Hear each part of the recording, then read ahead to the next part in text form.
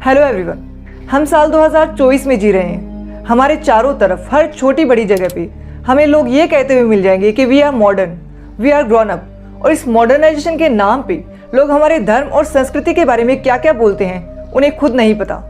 कुछ लोग तो ऐसे हैं जो भगवान तक को नहीं छोड़ते। कई ग्रुप्स ऐसे हैं जो भगवान में विश्वास करना तो दूर की बात, बल्कि भगवान के होने और ना होने पर भी सवाल उठाते हैं। लेकिन इन सब के बीच भी दुनिया में कुछ ऐसी चीजें हैं जो इन एथियस्ट लोगों को भी सोचने पर मजबूर कर देती है। पूरी दुनिया को छोड़कर अगर सिर्फ भारत की ही बात की जाए तो यहाँ पे भी कई ऐसी मिस्टीरियस और चमत्कारी जगह है जिनके बारे में पता लगाना साइंस के बस की बात भी नहीं है। और इन्हीं चमत्कारी और मिस्टीरियस जगहों में से एक है भारत के उड़ीसा राज्य के पुरी में स्थित जगन्नाथपुरी धाम। हिंदू मान्यता के 4 धामों में से एक है जगन्नाथ धाम। जगन्नाथ धाम में चमत्कारों की एक ऐसी कहानी है जिसे सुनकर किसी के भी होश उड़ जाएंगे। यहाँ के चमत्कारों के आगे साइंस, टेक्नोलॉजी और दुनिया के सारे ग्राउंड्स ऑफ बिलीफ धरे के धरे रह जाते हैं। तो चलिए डिटेल में बात करते हैं जगन्नाथ धाम के रहस्यों के बारे में।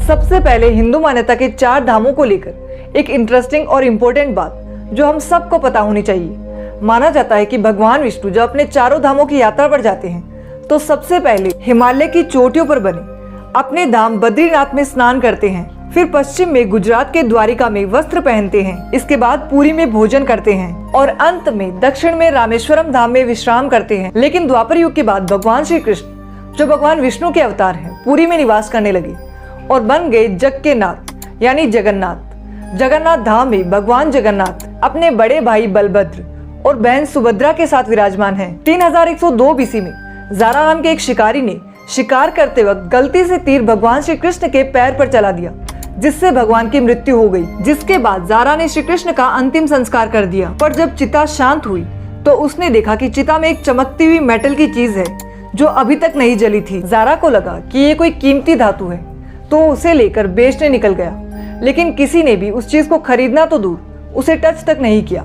जिसके बाद जारा ने परेशान होकर उस मेटल जैसी चीज को एक लकड़ी के गट्ठर में रखा और पानी में बहा दिया।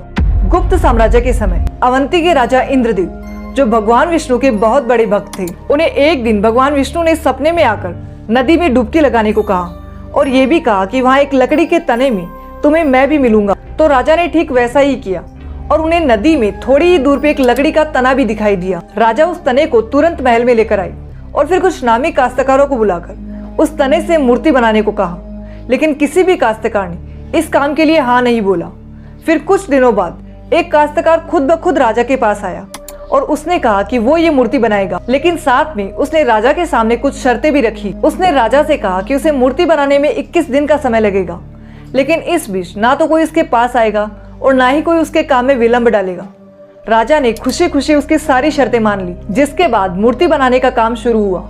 काश्तकार के कमरे से रोज मूर्ति बनने की आवाजें भी आती, लेकिन धीरे धीरे ये आवाजें आना बंद हो गई। तो अवंती की रानी ने राजा से कहा कि कहीं भूख प्यासे वो काश्तकार मर तो नहीं गया है। तो राजा ने चिंता में आकर काश्तकार के कमरे को खुलवाया। जैसे ही दरवाजा खोला गया तो देखा कि वहाँ पे कोई काश्तकार नहीं था और सामने 3 अधूरी मूर्तियां रखी हुई थी जो भगवान जगन्नाथ, उनके भाई बलभद्र और सुभद्रा की थी। और उसी भगवान जगन्नाथ की मूर्ति में वो मेटल वाली चीज भी मौजूद थी जो कुछ और नहीं, भगवान श्री कृष्ण का धड़कता हुआ दिल था।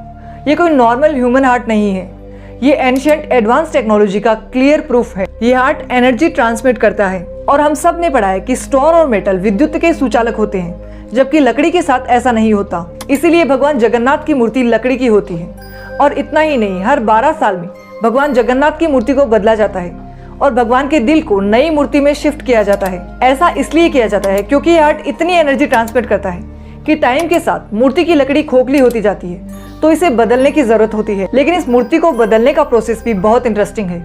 यहाँ हर 12 साल में एक दिन पूरे शहर की बिजली काट दी जाती है और इस दिन मंदिर को भी बंद रखा जाता है। मंदिर के मेन पुजारी को आंखों पे पट्टी और हाथों में ग्लव्स पहनाए जाते हैं, जिसके बाद अंधेरे में ही भगवान के दिल को दूसरी मूर्ति में शिफ्ट किया जाता है। जिन भी पंडितों ने आज तक ये काम किया है उनका कहना है कि उन्होंने देखा तो कुछ भी नहीं है, लेकिन ये भगवान का दिल जिसे ब्रह्म पदार्थ भी कहा जाता है, इसे हाथ में लेने पर एक जिंदा खरगोश को हाथ में लेने जैसा महसूस होता है। ऐसा माना जाता है कि अगर इस ब्रह्म पदार्थ को कोई अपनी आंखों से देख ले तो उसकी मृत्यु निश्चित है। इसीलिए ये काम आंखों पर पट्टी बांधकर किया जाता है। जगन्नाथ धाम समुद्र के किनारे पे स्थित है, तो यहाँ पे लहरों की आवाजें सुनाई देना बहुत नॉर्मल है। लेकिन जैसे ही कोई व्यक्ति मंदिर के अंदर प्रवेश करता है तो इन लहरों की आवाजें आना बंद हो जाती है। यानी कि मंदिर में एक कदम अंदर लेते ही लहरों की आवाजें सुनाई देना बिल्कुल बंद हो जाती है और मंदिर से बाहर कदम रखते ही लहरों की आवाजें वापस सुनाई देने लगती है। इस मंदिर पे लगा ध्वज भी बहुत अनोखा है। ये ध्वज हमेशा हवा की विपरीत दिशा में लहराता है। साथ ही इस ध्वज को हर रोज बदलने की परंपरा है। ऐसा माना जाता है कि अगर किसी दिन इस ध्वज को नहीं बदला गया तो ये मंदिर 18 सालों के लिए बंद हो जाएगा। इसीलिए हर रोज मंदिर के पुजारी शिखर पर चढ़कर इस ध्वज को बदलते हैं। इस मंदिर का कंस्ट्रक्शन भी एक बहुत बड़ी मिस्ट्री है। इस मंदिर का जो सबसे ऊंचा शिखर है उसकी परछाई दिन के किसी भी समय कहीं पे भी नहीं बनती। साथ ही इस मंदिर का एरिया नो फ्लाइंग जोन में आता है। इस मंदिर के ऊपर से कोई भी एरोप्लेन और हेलीकॉप्टर नहीं उड़ सकते। लेकिन हैरानी की बात तो ये है कि पक्षियों को इस नो फ्लाइंग जोन के बारे में कैसे पता है। जी हाँ, जगन्नाथ धाम के ऊपर कभी भी कोई भी पक्षी उड़ता हुआ नहीं दिखाई देता और ना ही शिखर पर बैठा दिखाई देता है। जगन्नाथ मंदिर के शिखर पर एक सुदर्शन चक्र लगा है। इस चक्र की खास बात यह है कि इसे किसी भी दिशा से देखने पर ऐसा लगता है कि उसका मुंह हमारी तरफ है। जगन्नाथ धाम से जुड़ी मिस्ट्रीज में सबसे बड़ी मिस्ट्री है इस मंदिर के प्रसाद की रसोई की।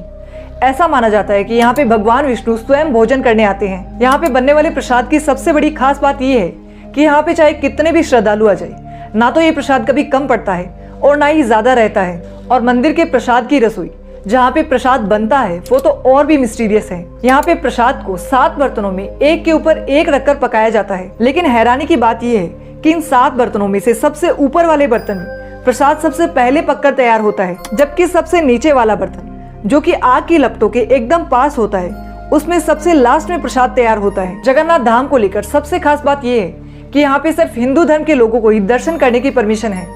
बाकी किसी भी धर्म के इंसान का यहाँ पर प्रवेश वर्जित है, फिर चाहे वो इंसान कितना भी रिच या फेमस क्यों ना हो। ये थे जगन्नाथ धाम से जुड़े कुछ अनोखे रहस्य जिनको महसूस करने के लिए लोग मीलों दूर से जगन्नाथ धाम की यात्रा करते हैं। अगर वीडियो पसंद आया तो लाइक करें, शेयर करें और चैनल को सब्सक्राइब करना ना भूलें।